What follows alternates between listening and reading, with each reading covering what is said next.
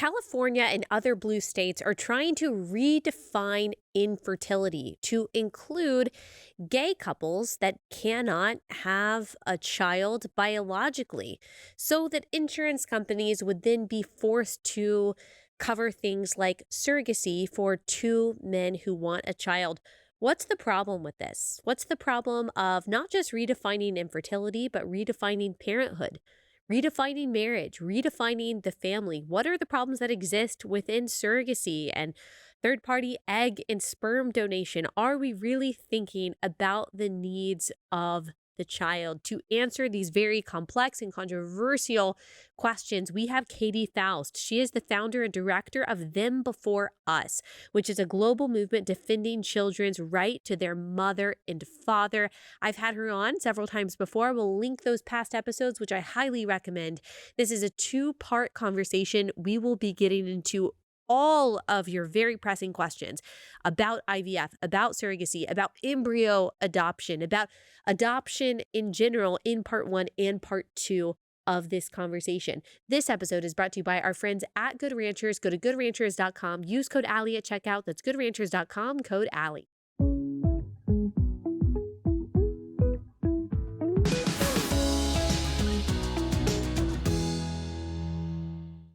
Katy, thanks so much for taking the time to come on again. One of my favorite people to talk to.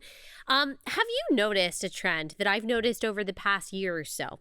I mean, you were one of the first people that I heard talking about surrogacy and IVF and things like that. Jennifer Law is another one, a voice that I've just relied on, both of you, a lot for education. I've noticed in the past few months or the past year or so, this become a lot more of a mainstream conversation, especially among conservatives. I don't think that I saw a lot of conservative commentators wading in to the subject of surrogacy and IVF and reproductive technology, but it's bubbled to the surface recently, don't you think?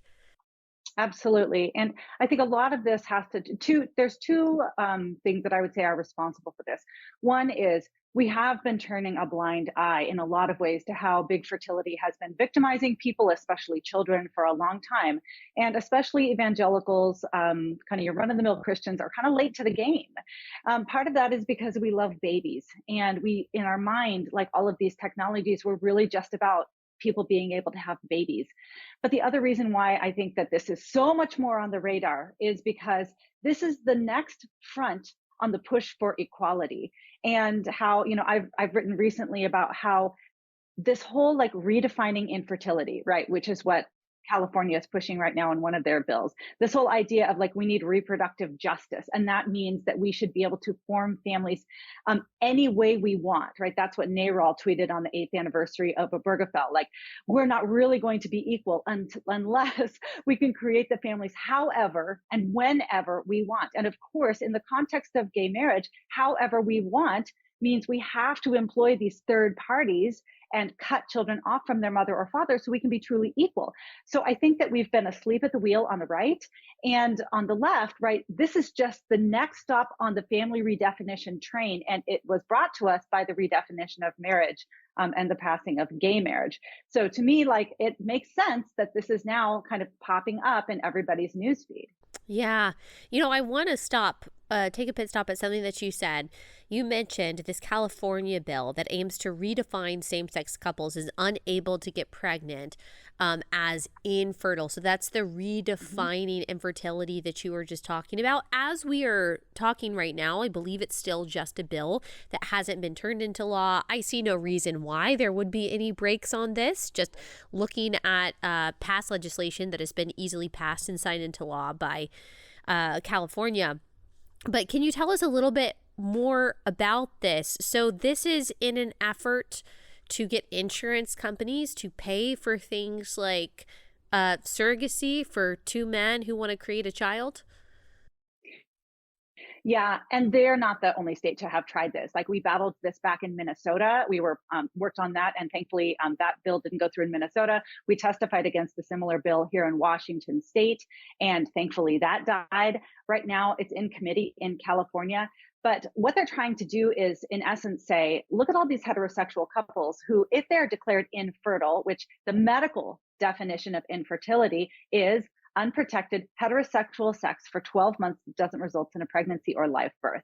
And now what they're saying is, well, no matter how much unprotected sex a same sex couple has, they are never going to be able to produce a child. And so this is what they've always done, right? In the family redefinition game, is what they want is an impossibility from a biological standpoint. And so, what biology cannot accomplish, the law needs to provide. So, they did this in same sex marriage, right, where they've started to redefine parenthood. According to biology, two adults of the same sex can never be the parents of a child. And so, they have redefined with the word parenthood. No longer is it just a connection by biology or going through an adoption process. Now, your intent to parent makes you a parent. So if two men intend to parent a child, now the adult says, ding, you're parents. So they're trying to do the same thing with infertility, right?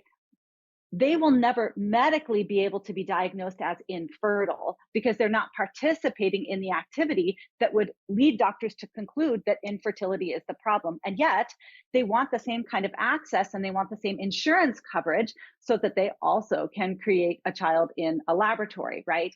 And so that is what these bills are aimed at doing in the name of equality, because in their perspective, it's unequal.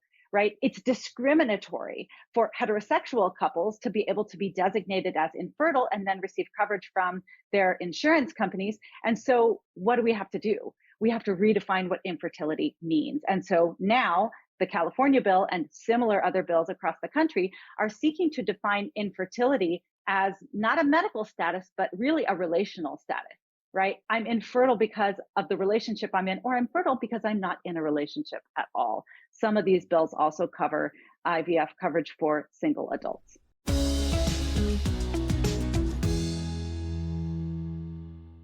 All right, quick pause to tell you about Adele Natural Cosmetics. I talk to you about them every week because I love them so much. I use their products on my face every day. They even have some baby products that I really love.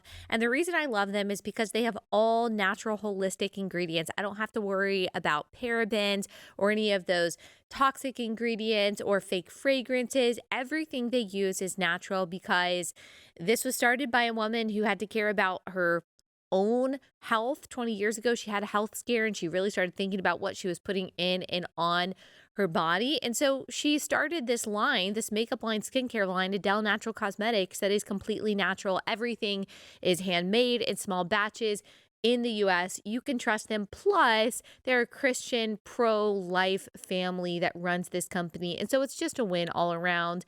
I really love what it's done for my skin. Go to AdeleNaturalCosmetics.com. Use code Allie at checkout for 25% off your first order. AdeleNaturalCosmetics.com for that discount. AdeleNaturalCosmetics.com, code Allie.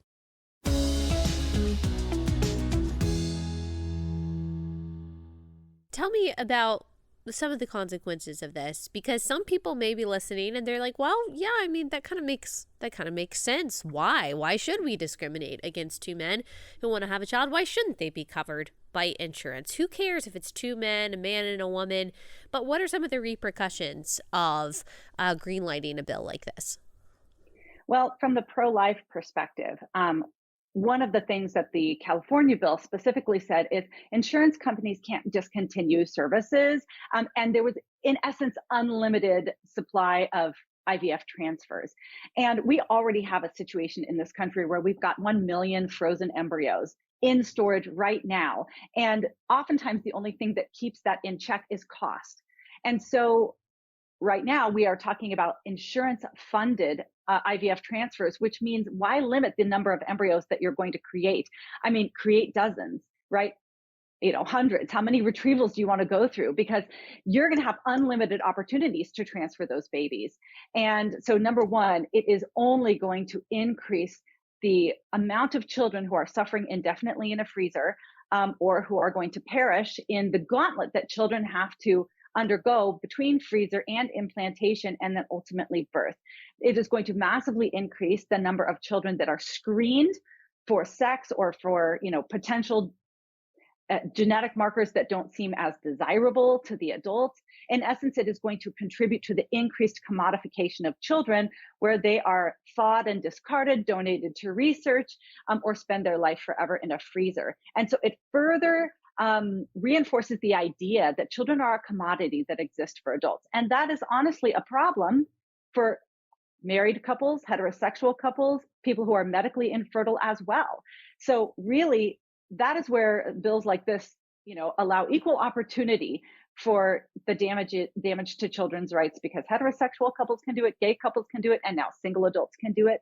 But what this bill does, in essence, in the name of equality, right, for LGBT adults, is says we also are going to say that you can have access, and we may pay for a third party to contribute their sperm or their egg or their womb. And what does that mean? That means the child will always be missing one biological parent in their life, at least one, and one adult to whom they have a natural right. Now, that is a big deal for children for three reasons. Number one, that biological parent is the only person that grants children access to their biological identity. And we have surveys from children created through sperm and egg donation who say, that adult matters to me. That is not just some donor stranger out there. That is my biological father. Many of these children will go on protracted internet searches after they discover their donor conceived through a 23andMe test or whatever, and desperately long to know this person that gave them life. Why? Because this is a question that every human child asks. It's very hard to answer the question, who am I? If you cannot answer the question, whose am I? So we are denying children access to one of the two adults that can give them the answer to the question, who am I? Number two, the reason why this matters so much is, especially for people that are concerned about the well-being of children, is statistically, a child's own biological mother and father are the most connected to, invested in, and protective of them. And we go through this extensively in our book, Them Before Us, Why We Need a Global Children's Rights Movement. Unrelated adults invest less time, resources, money. Children are drastically more likely to be abused and neglected in the home of an unrelated adult. And what California's bill and similar bills are seeking to do is, in essence, incentivize and pay for children to be raised in a home where they're always going to be parented by an unrelated adult. And finally, of course, we're always going to be starving these children, if it's a same-sex couple or a single, of the maternal love or the paternal love that children crave, that they long for, and that maximizes their development. And so when we hear about these bills, right, we need to, in the name of non-discrimination, in the name of equality, insurance companies need to treat same-sex couples or singles the way that they would treat infertile heterosexual couples.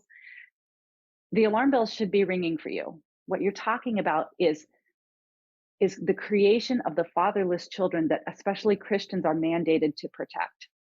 Yeah, absolutely. It seems like the plight of children, or the rights of children, or what children are entitled to or deserve, is constantly placed on the altar of whether it's so-called non-discrimination, so-called fight for equality, but really just the sexual revolution, really just progressivism in general, even if you're talking about like COVID policies and things like that. Even their rights and their well-being constantly being sacrificed for the desires of adults. And, I understand kind of from a secular progressive perspective why this mentality exists in the name of liberation, especially just tearing down anything, any edifice that has been constructed or institution that has been built for our protection, just kind of lay waste to all of these protections in order to build some kind of utopia in which everyone achieves, I don't know, some kind of newfangled definition of equity. But what I'm constantly surprised by is even the Christian conservative kind of inability to push back against arguments in the name of equality, arguments in the name of love, arguments in the name of empathy that are kind of pushed by the left to say, well, these people, two men, two women, or whatever, a couple, they want a child. So why not surrogacy? Why not IVF? Why not egg and sperm selling? If they want a child, and as you said, we do love babies, then who are you to stand in the way of happiness?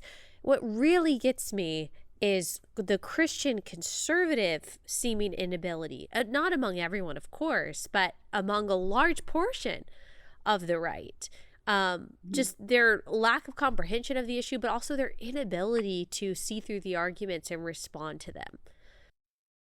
Yeah, what we really need to do is properly identify the victims. We get these questions wrong when we misidentify the victims.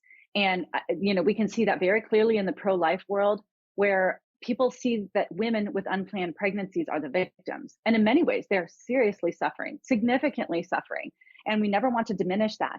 However, when we get questions about whether or not a child has a right to life, wrong. Whether we get questions about abortion policy, wrong. It is very clear that the child is the victim.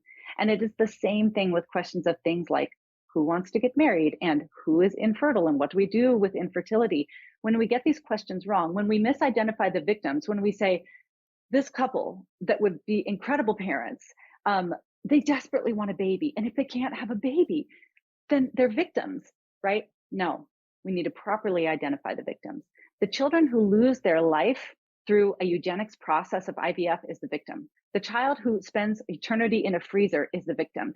The child who is starved of a relationship with their mother or father because somebody used a third party is the victim. No, the child that loses a relationship with the only person they know on the day that they are born, their mother, is the victim. So we have some work to do, especially on our side, to properly contextualize these arguments and center the conversation on the real victim, which, like you said, especially when it comes to sex, is always the kids, whether you're talking about premarital sex or cohabitation or just sexual liberation in general. Who always pays the price in the name of adult liberation? It is always the kids. And so I think that the pro-life world has done a very good job of properly centering the conversation around the child, the rights of the child, right? And we say, no matter how you're suffering, your unplanned pregnancy, your scary diagnosis, whatever it is, we have to have this hedge of protection around the child. And it's the same thing with conversations about marriage and family or infertility. We say, I understand that you're suffering and you long for a baby. I understand that you experience same sex attraction and would be an amazing dad or an amazing mom. I understand that you're single and you desperately want to meet Mr. Right or Mrs. Right. And your biological clock is ticking and you feel like the only way you can solve that is to have a donor. That is such a hard place to be. None of that justifies violating children's right to life or right to their mother and father. And you will victimize children, right? If you choose to move forward in a way where you use a third party, right? Or you're creating disposable babies. And so that is where I think the children's rights perspective offers incredible clarity. And also, it's a bit of a seamless garment. We are going to put kids first, regardless of how adults are longing, suffering, yearning. No, we are going to empathize with you, especially on a friendship level. But in matters of policy, it is justice for children that is going to dictate our actions and behavior.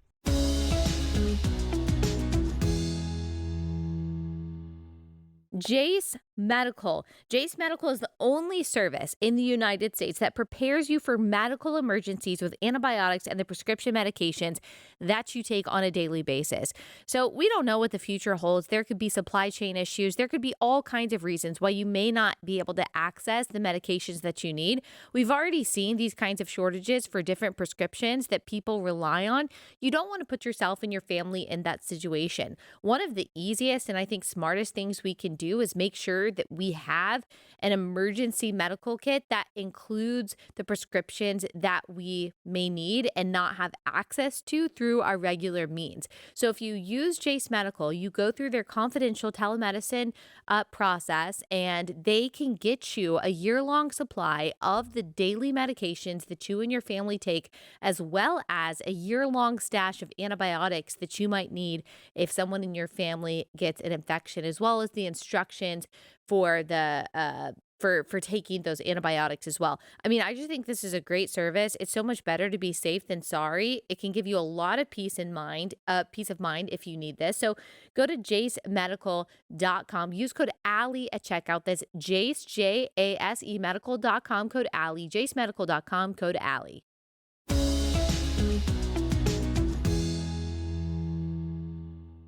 I want to kind of get into specifically what I get the most pushback on and just ask some questions that I receive a lot when it comes to my Christian conservative audience, those pro-life people who love babies and they want to have children. They want their friends to have children. And so their kind of mentality so far has been pretty much any means possible. So they might agree with us, agree with you when you say children deserve a mother and father.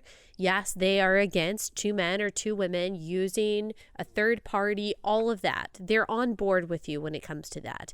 But what I receive a lot is, but, and you kind of just answered this, but I want you more specifically to talk about it. But what if I want a child?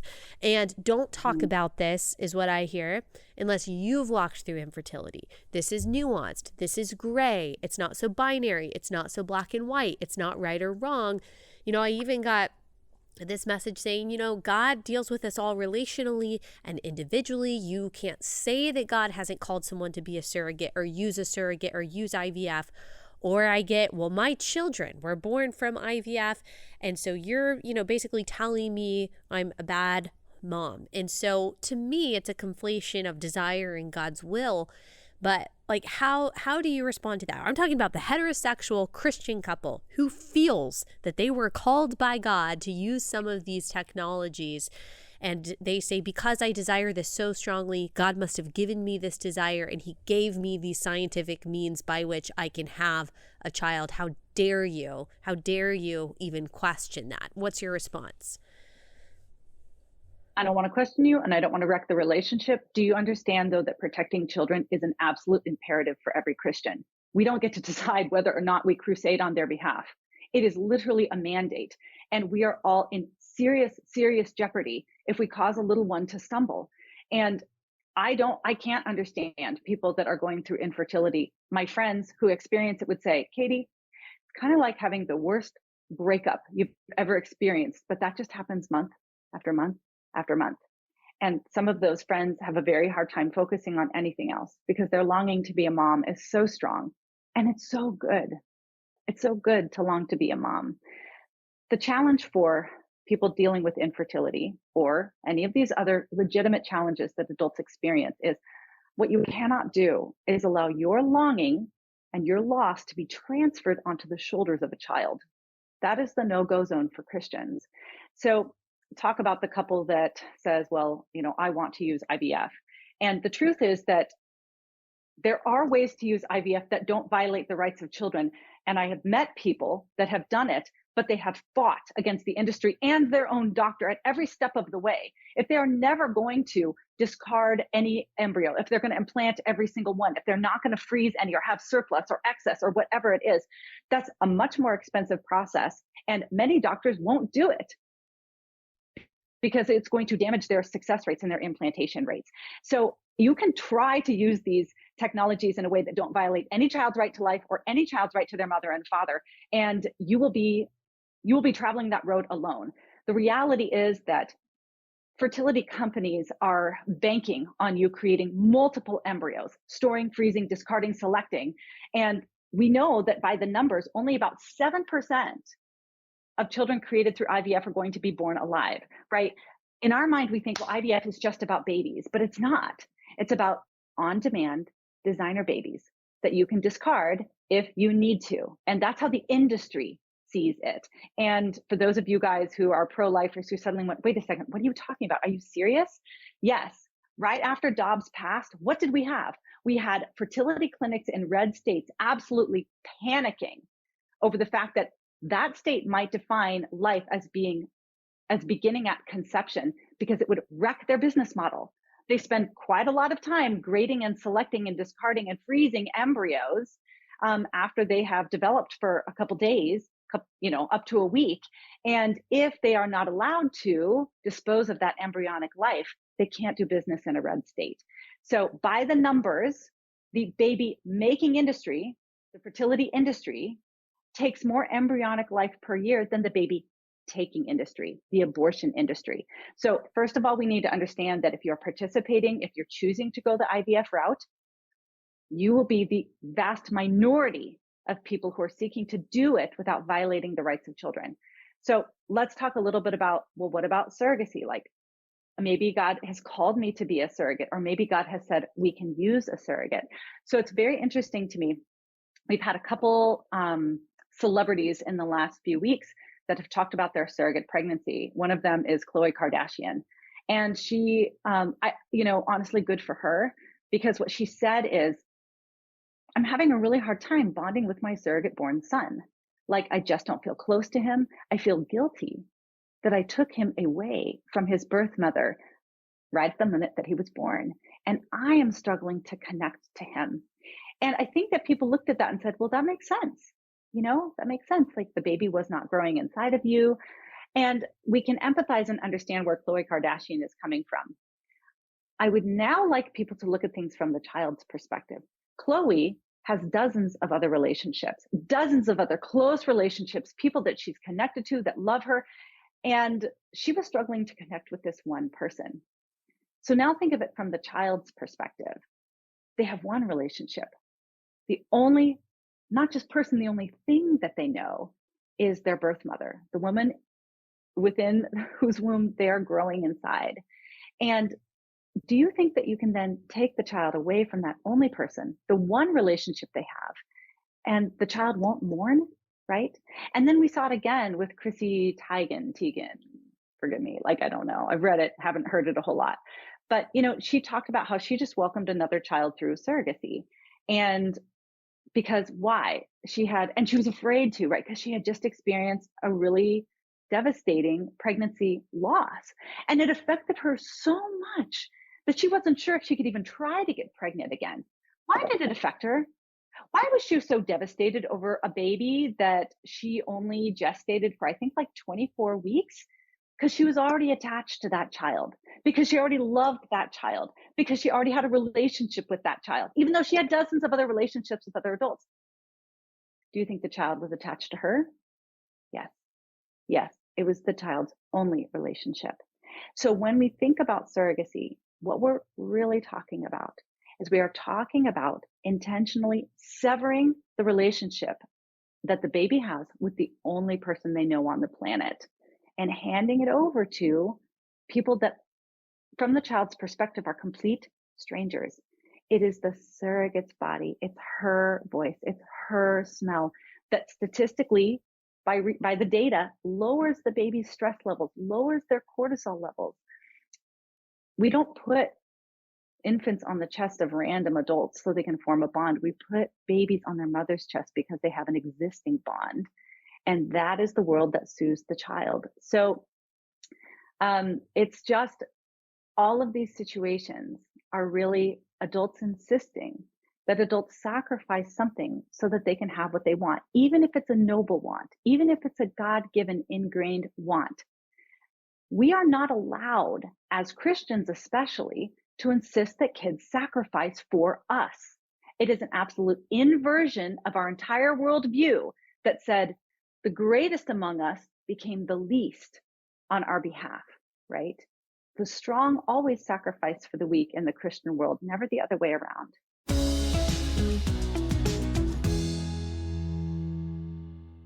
A biblical principle that we read a lot, especially in the book of Proverbs, is the importance of spending your money wisely.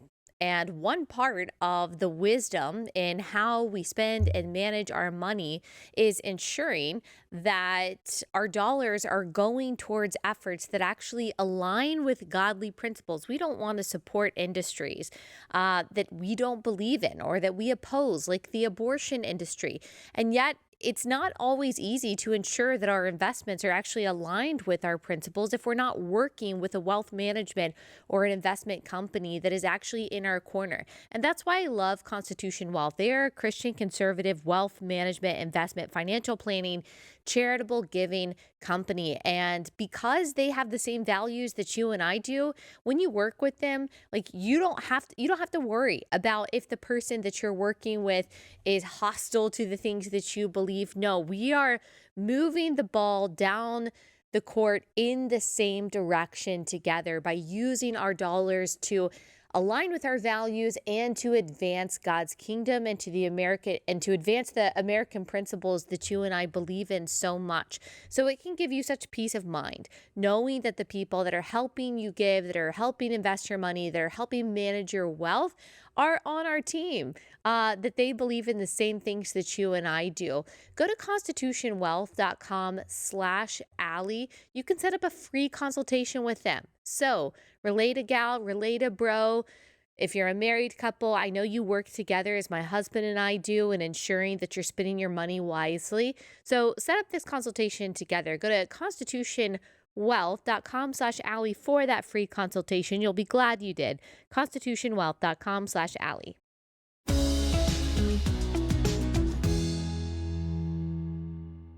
I remember when my oldest was born and it was a C-section, and they put her on the little cart where they weigh, but they also measure their oxygen, and they said, "Oh, her oxygen is not great. It's not 100%." I hadn't even had the chance to see her or hold her or anything.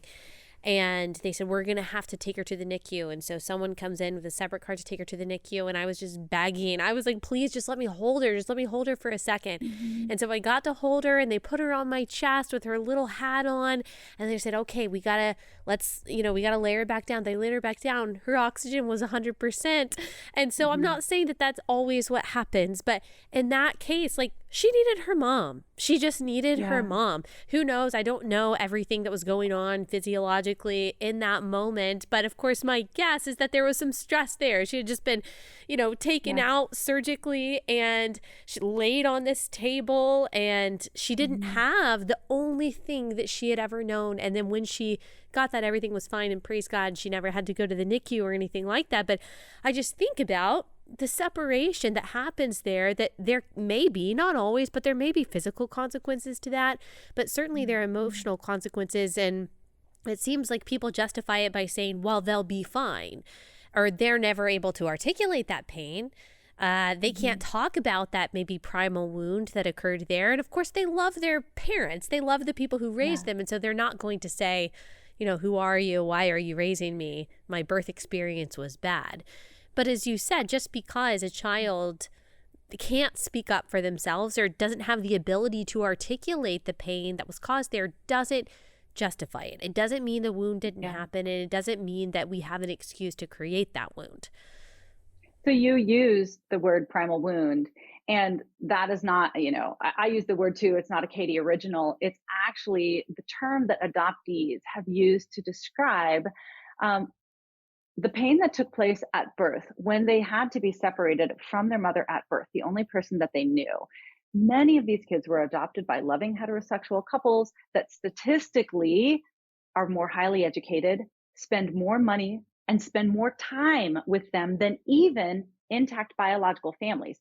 Because adoptive parents go through extreme screening and vetting, they tend to be even better positioned to invest in their children. And yet, adoptees disproportionately struggle academically.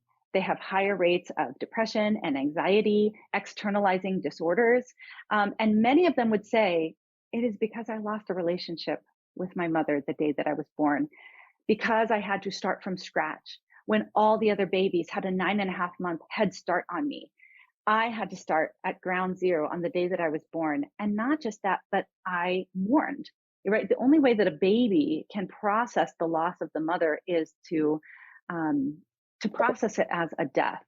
And so there is a book called The Primal Wound, and it is called The Adoptee's Bible, because so many adoptees have said, this explains so much of what I've struggled with in life. So, of course, your listeners will rightly say, wait a second, are you against adoption? Right. And I can tell you, I am not against adoption. I used to be the assistant director at the largest Chinese adoption agency in the world. I have walked orphanage floors where kids are crammed 2 to 3 per crib. I have seen the children who were left behind, who have fingertips in the shape of light bulbs with blue at the end because they have holes in their heart and they don't have enough circulation, and nobody came to get them. And I can tell you that adoption is an institution centered around the well being of children. It is a just society's response to children who, for whatever reason, have lost their parents. And we can acknowledge that adoption is redemptive without minimizing or papering over the kind of loss the child had to experience to find their forever family. So the best way to understand not just the surrogacy adoption contrast, but really every issue that has to do with sex, marriage, family, parenthood, reproductive technologies is to ask the question, who's doing the hard thing? Are the adults doing the hard thing? Or are the children doing the hard thing? In surrogacy and sperm donation and egg donation and most IVF, the children are doing the hard thing. They are losing their life.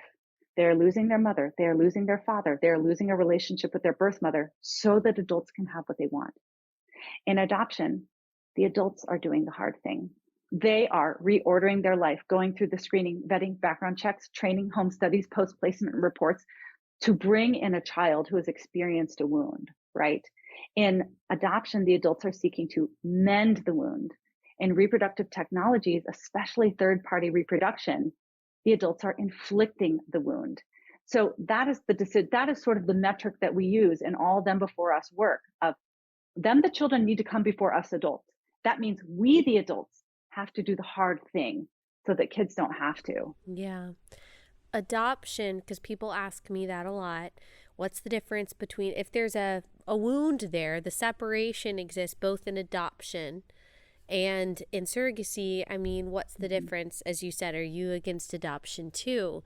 And how I have kind of said it is, well, adoption redeems an already existing broken situation. Surrogacy brings a broken situation into existence. You're creating a child to then detach them, sometimes from the third party biological mother, who is the person who is selling her eggs, and the woman who gestated. If you're talking about two men using this process, those are two different women. Or even if it's the egg and the sperm of the biological parents being implanted into the surrogate, you're creating a broken situation there. Whereas in adoption, the baby has already been created. And so you're redeeming a situation that is broken, and that's really the difference. Now, speaking of that, bringing those two things together, well, gosh, there's so much that I want to say. Number one, okay, let me go back to something that you said that I almost said something about then, so people are just going to have to remember. When you were talking about IVF and the potentially ethical ways that you can do IVF, that is a lot more difficult, a lot harder to find, basically only implanting the number of, the embryo that you actually want to develop and raise and all of that, not putting them on ice. They're even in that. I still think that anytime you take conception outside of sex, there's going to be a potential consequence. I was reading the other day, one of Live Action's posts, a statistic that they cited is that 75% of babies created via IVF do not make it to implantation or birth.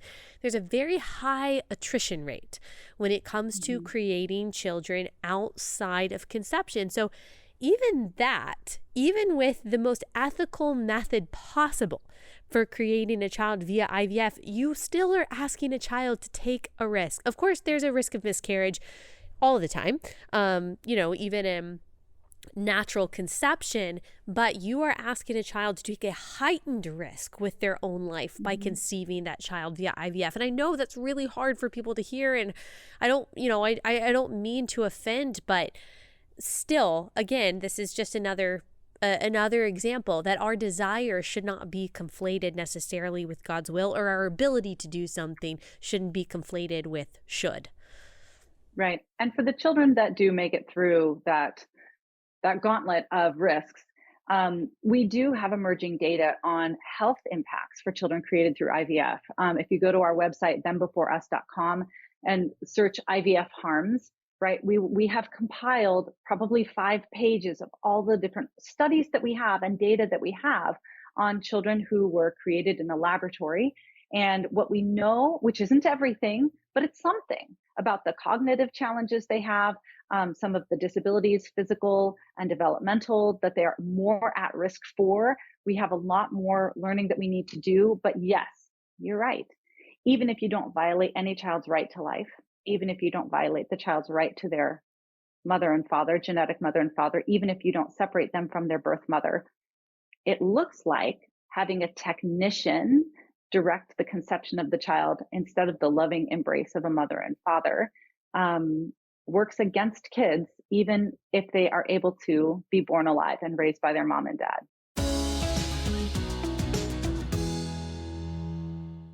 All right, that was part one of our two-part conversation. Next time, we will be talking about what policy should look like. What about Italy's Giorgia Meloni, who is making it a lot harder for two men or two women to claim to be the parents of children? What do pro-family policies look like? Also, things like embryo adoption. What really should be the Christian stance and the Christian's role in this madness that has been created by reproductive technology? We will get into all of that, trying our best to speak the truth in love to something that I know is a very, very sensitive, understandably sensitive topic. We'll get into all of that tomorrow. Thanks for joining. We'll see you soon.